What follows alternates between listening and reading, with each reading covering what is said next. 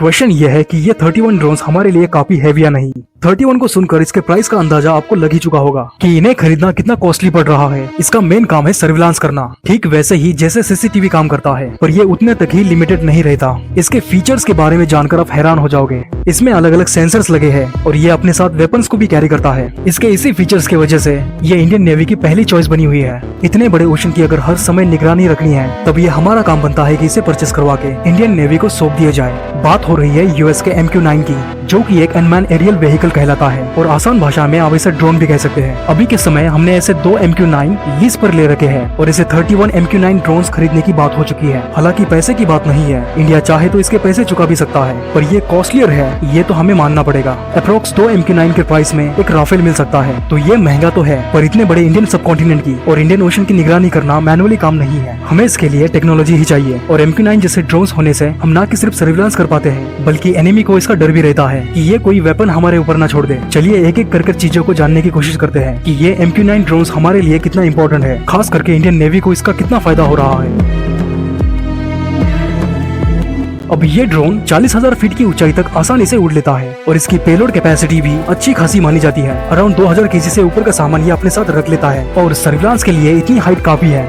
सोचो अगर 40,000 फीट की ऊंचाई पर कोई चीज उड़ रही है जो कि मिसाइल्स और बॉम्ब को लिए हुए है, सो ये साइकोलॉजिकली भी बॉर्डर एरिया के पास इलीगल एक्टिविटी कर रहे लोगों पर मन में डर पैदा कर सकता है। इसके स्पीड को लेकर कुछ लोगों का कहना है कि ये कम है, इसे और ज्यादा होना चाहिए था। लेकिन सोचो आप इसे सर्विलांस के लिए काम में ले रहे हो और इसे इंडिया के बॉर्डर एरियाज पर ही मंडराना है। अगर बात होती है फाइटर जेट के रिप्लेसमेंट की, तब इसके स्पीड को लेकर डिस्कशन एक वैलिड पॉइंट माना जा सकता है। सो ये 390-350 किलोमीटर प्रति घंटा की स्पीड सर्विलांस के हिसाब से काफी है और अगर इस पर कोई इंटेंशनली मिसाइल फायर करता है, तब ये एक्ट ऑफ वॉर के अंडर आ सकता है। सबसे अच्छी बात, ये 40 घंटों तक लगातार उड़ सकता है। इसीलिए मैंने कहा 31 मेरे हिसाब से काफी नहीं है अगर हम इसे इंडियन नेवी को सौंपने जा रहे हैं, जो कि इतने बड़े Indian ocean, Arabian sea, bay of Bengal की निगरानी करने का जिम्मा रखते हैं। वैसे ये बात यूएसए पर डिपेंड करती है कि वो कितने जल्दी इसका सप्लाई करना चाहते हैं। अब बात करते हैं इसके रेडार्स और मिसाइल्स की, तब आप इसके ऑप्टिकल कैमरा की पावर देखो कि ये किसी इंसान को भी अच्छे से देख लेता है। इसके IR सेंसर्स डे नाइट और ऑल वेदर काम करते हैं, चाहे फॉग हो, चाहे क्लाउड हो या फिर बारिश हो, ये उन सभी में किसी को भी देख सकता है। और इसमें हाईटेक नाइट विजन कैमरास लगे हुए हैं। इस पर जो रेडार्स लगे हुए हैं वो किसी जगह की मैपिंग करवाने में और उस लोकेशन की एग्जैक्ट इन्फॉर्मेशन देने के लिए कैपेबल है, यानी कि इंच बाय इंच इसके थ्रू हम इंडियन टेरिटरी पर नजर रख सकते हैं। और जब बात आती है वेपन्स की, तब इस पर कुछ गाइडेड बॉम्ब के साथ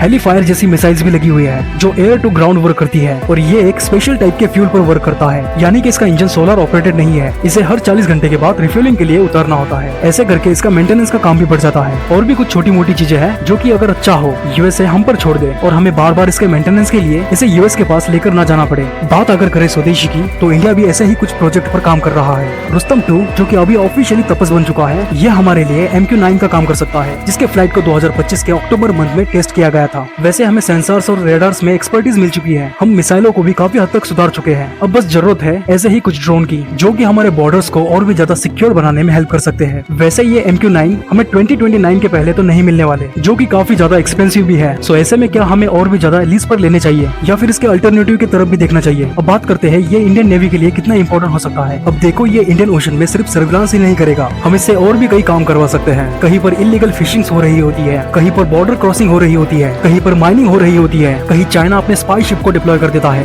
कमर्शियल शिप्स की मूवमेंट देखनी होती है, या फिर किसी कंट्री की वॉरशिप कहाँ पर खड़ी है। ये सारी चीजें आप अकेले पियट आई से एक्सपेक्ट नहीं कर सकते। और ये सिर्फ 10 घंटे के लिए उड़ता है और वही MQ-9 40 घंटे तक लगातार उड़ सकता है। ये लॉइटरिंग की तरह भी काम करता है और इससे ब्रह्मोस जैसी मिसाइल को भी गाइड किया जा सकता है। चाइना अपने GPS को बंद करवा के अगर अपने स्पाई शिप को कहीं खड़ा कर दे, तब इतने बड़े इंडियन ओशन में आप उसका पता नहीं लगा सकते। सो ये वहाँ पर काम में आ सकता है। सो अगर इसके बेनिफिट्स गिनने बैठे, सो कई सारे बेनिफिट सामने निकल के आ सकते हैं। वैसे इसे हिमालय की तरफ भी यूज में लिया जा सकता है।